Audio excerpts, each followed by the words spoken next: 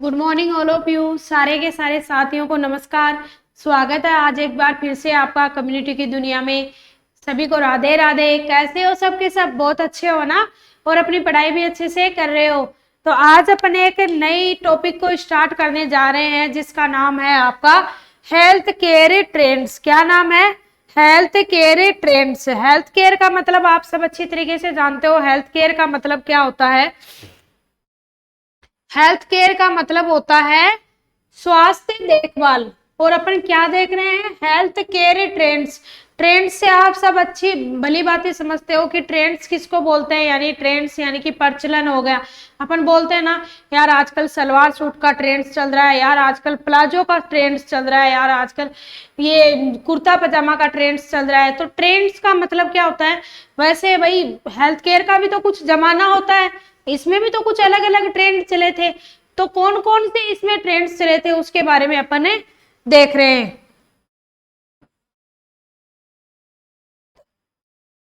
स्वास्थ्य संबंधी ट्रेंड्स यानी कि हेल्थ केयर ट्रेंड्स। भारत में सामुदायिक स्वास्थ्य नर्सिंग का इतिहास बहुत ही प्राचीन है। भाई हमारी जो सब्जेक्ट है ना, हम पढ़ रहे हैं ना, कम्युनिटी हेल्थ नर्सिंग, वो क्या है, अपने भारतवर्ष के अंदर उसका इतिहास बहुत ही पुराना है। आज की नहीं आई हुई है, बहुत पुराने जमाने से, दादा परदादा पता नहीं कौन कौन से दादा के जमाने से ये क्या चली आ रही है अपनी कम्युनिटी हेल्थ नर्स। हालांकि हमारे देश में सामुदायिक स्वास्थ्य का विकास पश्चिम के विकसित देशों की तुलना में बाद में प्रारंभ हुआ है। हालांकि जो विकसित देश है उसके तुलना में बाद में प्रारंभ हुआ है अपने देश में सामुदायिक स्वास्थ्य नर्सिंग का। लेकिन इसकी प्रैक्टिस इसके पश्चिमी देशों में विकास होने से पूर्व ही प्रचलित थी। लेकिन प्रैक्टिस के अंदर भाई ऑफिशियली रूप से तो कम्युनिटी हेल्थ नर्सिंग जो है, सामुदायिक स्वास्थ्य नर्सिंग, अपने देश में बाद में विकसित हुई थी पश्चिमी देशों की तुलना में। लेकिन फिर भी इसकी जो प्रैक्टिस है, जो कम्युनिटी हेल्थ से संबंधित, कम्युनिटी हेल्थ नर्सिंग से संबंधित जो काम होता है वो पहले ही प्रैक्टिस के अंदर तो पहले ही था। भाई समाज सेवी तो हम पहले से ही है, समाज सेवी तो हम राजा हरिश्चंद्र तो हम पुराने जमाने से ही है, दिलदार तो हम क्या थे, हमेशा से ही थे। और ऐसा माना जाता है कि हमारे देश में सामुदायिक स्वास्थ्य प्रैक्टिस की शुरुआत ईसा जन्म के लगभग 3000 पूर्व हो चुकी थी। भारत में सामुदायिक तथा सामुदायिक स्वास्थ्य नर्सिंग के विकास को निम्न 3 भागों के अंदर बांटा गया है। अब ये चीज ईसा, कौन सी ईसा पूर्व हुई थी ये इतना याद रखो, नहीं रखो कोई बात नहीं है। प्राचीन काल में विकास की, इसका प्राचीन काल में क्या विकास हुआ था? डेवलपमेंट ड्यूरिंग एंशिएंट पीरियड, ठीक है। ब्रिटिश काल में विकास, डेवलपमेंट ड्यूरिंग ब्रिटिश पीरियड की, ब्रिटिश काल में क्या विकास हुआ था? स्वतंत्रता पश्चात विकास यानी कि डेवलपमेंट आफ्टर इंडिपेंडेंस। इंडिपेंडेंस के बाद क्या विकास हुआ था? तो पहले के जमाने में, प्राचीन काल में इसका क्या विकास हुआ था, ब्रिटिश काल में क्या विकास हुआ था, और स्वतंत्रता के बाद क्या विकास हुआ था? क्या क्या हुआ था भाई देख लो। प्राचीन काल में विकास, डेवलपमेंट ड्यूरिंग एंशिएंट पीरियड। प्राचीन काल में क्या विकास हुआ था? इसमें प्राचीन काल में सामुदायिक स्वास्थ्य तथा सामुदायिक स्वास्थ्य नर्सिंग में हुए विकास को 3 भागों में बांटा जाता है। पुराने जमाने में जब अपनी कम्युनिटी और कम्युनिटी हेल्थ नर्सिंग की जो विकास हुआ था उसको हमने 3 भागों में बांटा है। कितने भागों में? 3 भागों में। कौन कौन से? वैदिक काल के दौरान विकास यानी कि डेवलपमेंट ड्यूरिंग वैदिक पीरियड, वैदिक काल में, और वैदिक काल के पश्चात यानी कि डेवलपमेंट ड्यूरिंग पोस्ट वैदिक पीरियड, और मुगल शासन के दौरान यानी कि डेवलपमेंट ड्यूरिंग मुगल एम्पायर। इसको जो आपका प्राचीन काल में सामुदायिक स्वास्थ्य नर्सिंग में क्या विकास हुआ था उसको फिर 3 भागों में बांटा है। किसमें? कि वैदिक काल में कौन सा विकास हुआ था, वैदिक काल के बाद कौन सा विकास हुआ था, और जो मुगल शासन था उसमें क्या विकास हुआ था। तो कितने भागों में? 3 भागों में प्राचीन काल में बांटा गया है। कौन कौन से में? वैदिक काल में क्या विकास हुआ, वैदिक काल के बाद क्या विकास हुआ, और जब मुगलों ने आके राज किया उस टाइम पे क्या विकास हुआ। सबसे पहला है आपका वैदिक काल के दौरान विकास यानी कि डेवलपमेंट ड्यूरिंग वैदिक पीरियड। वैदिक काल के दौरान धार्मिक पुस्तकें, उपन्यासों तथा वेदों में दवाइयों, व्यक्तिगत स्वच्छता, पर्यावरणीय स्वच्छता, बीमारियों की रोकथाम आदि के बारे में ज्ञान का बखान मिलता है। हमारे वेदों के अंदर क्या मिलता है? वेदों के अंदर जो ज्ञान भरी धार्मिक पुस्तकें हैं उनके अंदर बहुत सारी औषधियों से संबंधित, बहुत सारी जड़ी बूटियों से संबंधित क्या मिलता है? ज्ञान मिलता है। रामायण के अंदर आप देखते हो कि भगवान लक्ष्मण जी को जब बाण लग गया था तो संजीवनी बूटी लाने के लिए हनुमान जी गए थे। तो वो एक तरह से संजीवनी बूटी क्या है? एक औषधि तो है।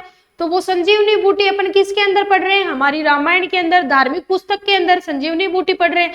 और भी जैसे बहुत सारे पहले के जो राजा महाराजा, जैसे जो भगवान रामचंद्र जी के जमाने के, उनके जो वेद हुआ करते थे, जो वेद बोलते थे जिनको, उन्होंने बहुत सारी औषधियां, बहुत सारी जड़ी बूटियों के बारे में बताया कि ये जड़ी बूटी इस काम में आती है, ये जड़ी बूटी इस काम में आती है।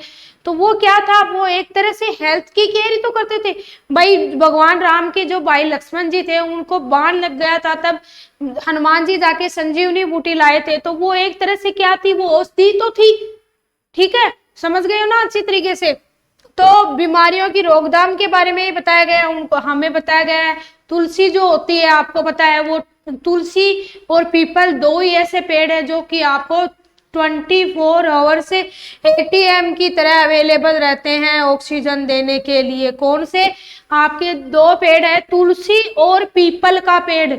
ध्यान रखना है, इसीलिए हमारे जो धर्म है उसके अंदर तुलसी और पीपल के पेड़ की इसीलिए पूजा की जाती है।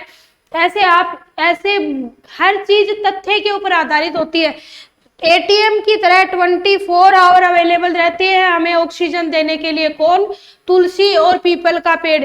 इसलिए अपन बोलते हैं पीपल के पेड़ की भी पूजा करते हैं। भाई उन्होंने ये कॉन्सेप्ट बना लिया कि भाई लोग इसको पूजा की नजर से देखेंगे तो लोग इनको क्या है, इनकी केयर करेंगे, तुलसी की केयर करेंगे लोग। और साफ सफाई रखने, वातावरण को साफ रखने का, ये सब क्या है, अपने वेदों से ही परंपरा चली आ रही है। उसके पश्चात हड़प्पा मोहनजोदड़ो की खुदाई में मिले अवशेषों से यह प्रमाणित होता है कि ईसा जन्म से 3000 वर्ष पूर्व भी लोगों को पर्यावरणीय स्वच्छता, नियोजित शहर, गंदे पानी की सही निकासी, नियोजित तरीके से निर्मित घर आदि के महत्व के बारे में पर्याप्त ज्ञान था। आप ही मत समझ लेना कि हमारे ही अच्छे भले घर है। पुराने राजा महाराजाओं के घर तो पता नहीं आपसे कितने ज्यादा अच्छे थे, हमसे कितने ज्यादा अच्छे महल होते थे, कितने अच्छे अच्छे घर होते थे उनके। तो अच्छे अच्छे यानी कि नियमित शहर, पानी का अच्छी तरीके से निकास कैसे हो, कैसे साफ सफाई रखी जा सकती है, ये सब मोहनजोदड़ो की खुदाई में पता चला कि ये सब चीजें क्या थी, पहले भी मौजूद थी। मनु संहिता में जीवन के शारीरिक, मानसिक तथा आध्यात्मिक पहलुओं के एकीकरण पर जोर दिया गया है। जो मनु संहिता है उसके अंदर जीवन के शारीरिक, मानसिक और आध्यात्मिक पहलू पे जोर दिया गया है। मनु संहिता में व्यक्तिगत स्वच्छता के सिद्धांत, आहार विज्ञान तथा परिवार में जन्म एवं मृत्यु के समय की जाने वाली स्वच्छता संबंधी प्रक्रियाओं का भी बखान मिलता है कि परिवार में जब बच्चा जन्म होता है तब भी परिवार को स्वच्छ रखना चाहिए ताकि वो जो नन्ही सी जान आई है उसको कोई इन्फेक्शन नहीं हो सके। मृत्यु के टाइम जब बहुत लोग आते हैं तब भी स्वच्छ होना चाहिए क्योंकि लोगों को इन्फेक्शन नहीं हो जाए। ऐसे कुछ भी आप मान लो तो कि मनु जो संहिता है उसके अंदर भी साफ सफाई का बहुत ध्यान रखा गया था। प्राचीन समय में भारतीय साधुओं में सर्वभवन्तु सुखिनः की कथा क्या थी, प्रचलित थी, जो कि उस सामुदायिक स्वास्थ्य के महत्व को परिभाषित करती है। प्राचीन समय में लोग अपना डायलॉग क्या, आप कहावत ही मान लो, कहावत सुनी है ना, सर्वे भवन्तु सुखिनः, यानी कि सभी सुखी रहो, सभी मस्त रहो और पढ़ते रहो, यानी कि सर्वे भवन्तु सुखिनः की भी अपन ने क्या अवधारणा पड़ी हुई है।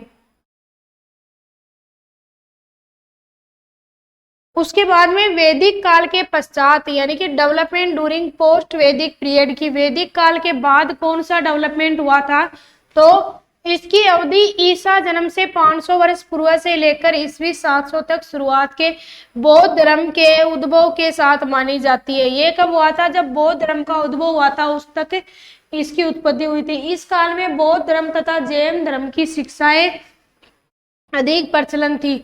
वैदिक काल के बाद में कौन सा? वैदिक काल के बाद में आपका बौद्ध धर्म और जैविक धर्म क्या था? जैन धर्म जो है उनकी कथाएं क्या थी? ज्यादा प्रचलित है। पोस्ट वैदिक पीरियड में बौद्ध धर्म और जैन धर्म की कथाएं जो शिक्षाएं ज्यादा प्रचलन में है। बौद्ध धर्म में अहिंसा, बीमार लोगों की देखभाल, गरीब एवं जरूरतमंद लोगों की सहायता आदि पर जोर दिया गया था। तक्षशिला तथा नालंदा के प्राचीन महाविद्यालयों चिकित्सा शिक्षा की शुरुआत हो चुकी थी। बौद्ध धर्म में क्या था भाई? कोई गरीब है तो उसकी गरीब की सहायता करो, कोई अगर बीमार है तो उसकी सुरक्षा तो उसकी देखभाल करो, और जरूरतमंद लोगों की सहायता करो। ये सब बौद्ध धर्म के उपदेश थे कि जरूरतमंद की सहायता करो, कोई गरीब है, बीमार है तो उसकी सहायता करो। और आपका तक्षशिला और नालंदा जो विश्वविद्यालय है उसके अंदर चिकित्सा शिक्षा यानी मेडिकल एजुकेशन की शुरुआत भी हो चुकी थी। आप जानते हो अपना तक्षशिला और नालंदा बहुत ही पुराना यूनिवर्सिटी विश्वविद्यालय है, जो कि जिसके अंदर आपको पता है बहुत सारी तरीके से शिक्षा एजुकेशन दी जाती थी, बहुत सारी टाइप की। उसके बाद में डेवलपमेंट ड्यूरिंग मुगल एम्पायर, यानी कि मुगल शासन के दौरान क्या डेवलपमेंट हुआ? भारत में मुगल शासन की शुरुआत लगभग ईस्वी 1000 में हुई थी। मुगल शासन काल में देश में चिकित्सा की यूनानी प्रणाली की शुरुआत हुई तथा प्राचीन विश्वविद्यालय अस्पताल गायब हो गए। इसके अंदर मुगल शासन के अंदर क्या हुआ? मुगल शासन 1000 में शुरुआत हुई थी। मुगल शासन में क्या आ गया था? यूनानी प्रणाली आ गई थी। मुगल शासन के अंदर यूनानी प्रणाली प्रचलन में आ गई थी। और जो अपने जो प्राचीन विश्वविद्यालय थे, जो नालंदा, तक्षशिला, इनको इन मुगलों ने क्या किया था? बंद कर दिया था। यानी कि ये जो तक्षशिला और जो आपका नालंदा विश्वविद्यालय जो था वो मुगल शासन के दौरान क्या हो गए थे? गायब हो गए थे। ठीक है, इन्होंने हमारे अच्छे भले तक्षशिला और नालंदा विश्वविद्यालय को क्या कर दिया था? गायब कर दिया था मुगल शासन वालों ने। ठीक है, उसके बाद ब्रिटिश काल में देखो कितने ये मुगलों ने देखो कितना गलत किया हमारे साथ, फालतू में बिना मतलब के आगे कहां से मुंह उठा के। अच्छे भले कितने अच्छे अच्छे हमारे विश्वविद्यालय थे, नालंदा, तक्षशिला, कितने नामी विश्वविद्यालय थे, उनको क्या कर दिया इन्होंने? गायब कर दिया।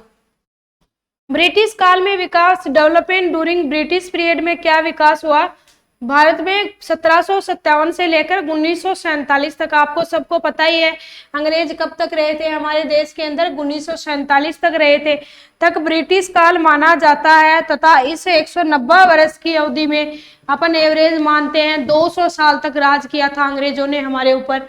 इसकी अवधि के दौरान देश पर अंग्रेजों का शासन था। अंग्रेजों के शासन काल में भारत में स्वास्थ्य देखभाल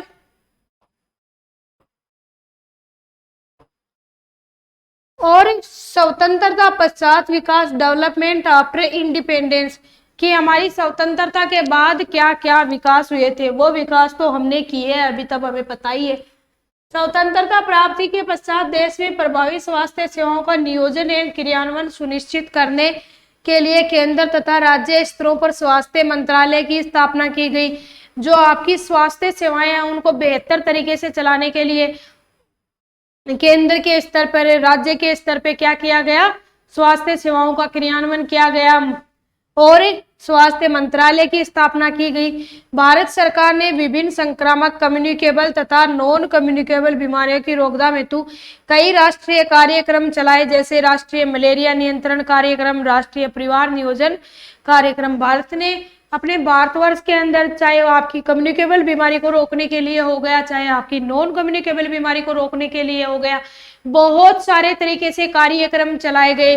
जैसे कि आपका मलेरिया कंट्रोल प्रोग्राम हो गया, परिवार नियोजन कार्यक्रम चलाया गया, और जैसे कि राष्ट्रीय फिलेरिया नियंत्रण program, national filaria control program, राष्ट्रीय कुष्ठ रोग नियंत्रण program, national leprosy control program, राष्ट्रीय मलेरिया उन्मूलन मलेरिया इरेडिकेशन प्रोग्राम, क्षय रोग यानी कि टीबी नियंत्रण प्रोग्राम, घेंगा रोग नियंत्रण प्रोग्राम, स्कूल स्वास्थ्य कार्यक्रम, विभिन्न पोषण संबंधी कार्यक्रम जैसे आपका बालवाड़ी हो गया, आंगनवाड़ी हो गया, ये सब चलाए गए।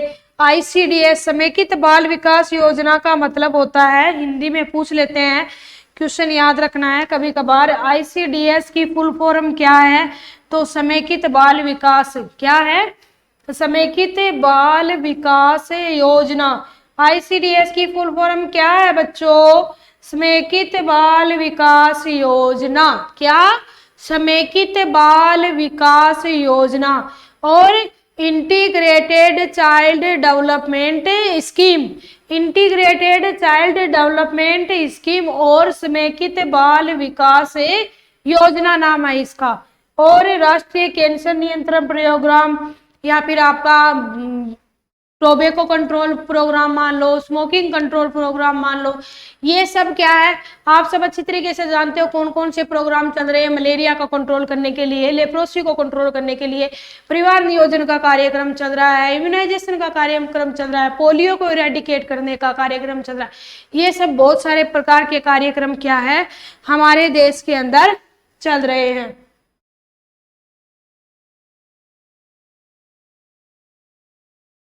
तो आज की क्लास को अपन एक बार फिर से रिवीजन कर लेते हैं कि आज की क्लास में अपन ने क्या क्या पढ़ा था।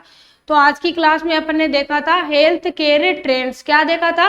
हेल्थ केयर ट्रेंड्स की कौन कौन से स्वास्थ्य देखभाल से संबंधित क्या क्या ट्रेंड्स में चल रहा है। हेल्थ केयर ट्रेंड्स के अंदर अपन ने देखा था हेल्थ केयर ट्रेंड्स क्या है, तो आपका जो सामुदायिक स्वास्थ्य नर्सिंग है इसका इतिहास क्या है, बहुत ही पुराना है। सामुदायिक स्वास्थ्य नर्सिंग की शुरुआत बहुत पुराने जमाने से ही हो चुकी थी।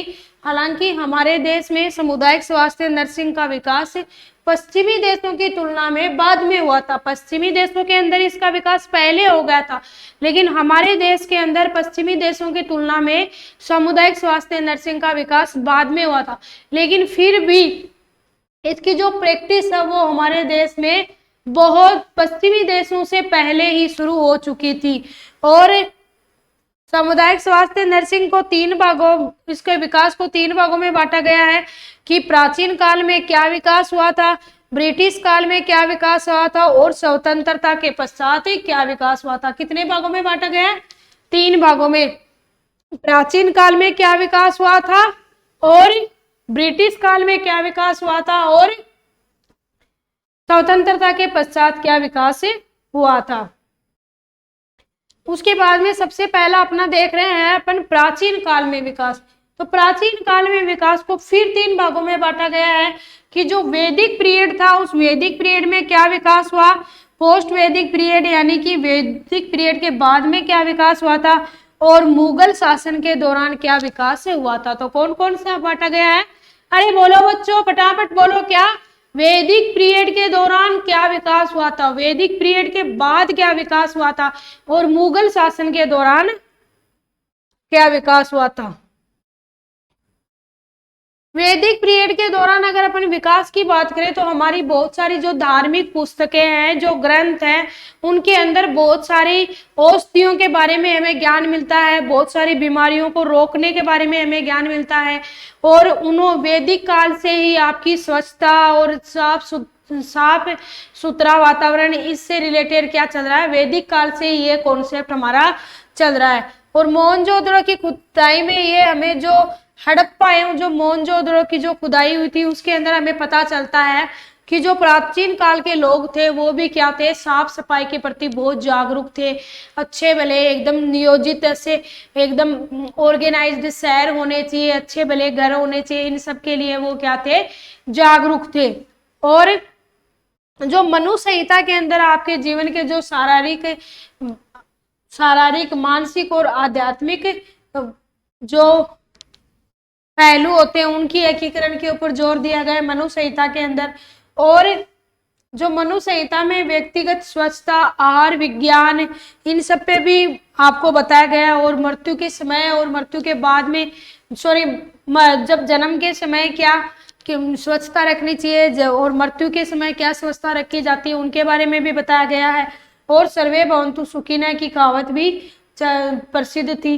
पोस्ट वैदिक पीरियड के अंदर क्या विकास हुआ था हमारा, जो आपका पोस्ट वैदिक पीरियड था उसके अंदर इस काल में आपके दो धर्म, जो एक बौद्ध धर्म और जैन धर्म क्या थे, ज्यादा प्रचलन के अंदर थे। पोस्ट वैदिक पीरियड के अंदर, वेदों के बाद के पीरियड के अंदर क्या विकास हुआ था, तो इस बार जो किसका शोर शराबा चला था, जैन धर्म और बौद्ध धर्म प्रचलन में थे। उनका मानना था कि हर गरीब की सहायता करो, जरूरतमंद की सहायता करो, अगर कोई बीमार है तो उसकी सहायता करो। और जो एक बहुत फेमस विश्वविद्यालय थे हमारे तक्षशिला और नालंदा, जो तक्षशिला और नालंदा वाले विश्वविद्यालय थे उसके अंदर मेडिकल एजुकेशन की स्टार्ट हो गया था। उसके बाद में जो मुगल शासन के दौरान क्या विकास हुआ, क्या सिर का विकास हुआ, इन्होंने तो सब कुछ खत्म ही कर दिया।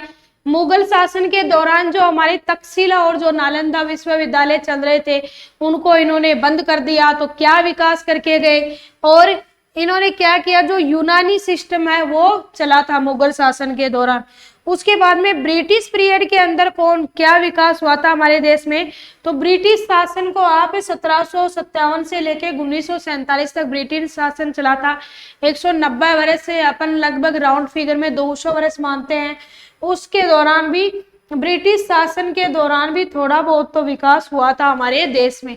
स्वतंत्रता के बाद में क्या विकास हुआ, तो स्वतंत्रता के बाद के अंदर इन्होंने स्वास्थ्य मंत्रालय की स्थापना की, और गवर्नमेंट ने बहुत सारी आपकी कम्युनिकेबल बीमारी को रोकने के लिए, नॉन कम्युनिकेबल बीमारी को रोकने के लिए बहुत सारे प्रोग्राम चलाए, जिनमें से आपका मलेरिया कंट्रोल प्रोग्राम हो गया, परिवार नियोजन कार्यक्रम हो गया, फिलेरिया कंट्रोल प्रोग्राम हो गया, कुष्ठ रोग यानी कि लेप्रोसी कंट्रोल प्रोग्राम हो गया, मलेरिया इराडिकेशन प्रोग्राम हो गया, क्षय रोग यानी कि टीबी को नियंत्रण करने वाला प्रोग्राम हो गया, घेंगा रोग नियंत्रण प्रोग्राम हो गया, स्कूल स्वास्थ्य कार्यक्रम यानी कि स्कूल हेल्थ प्रोग्राम हो गया, विभिन्न पोषण से संबंधित कार्यक्रम हो गया, ICDS हो गया, और कैंसर से संबंधित प्रोग्राम हो गया।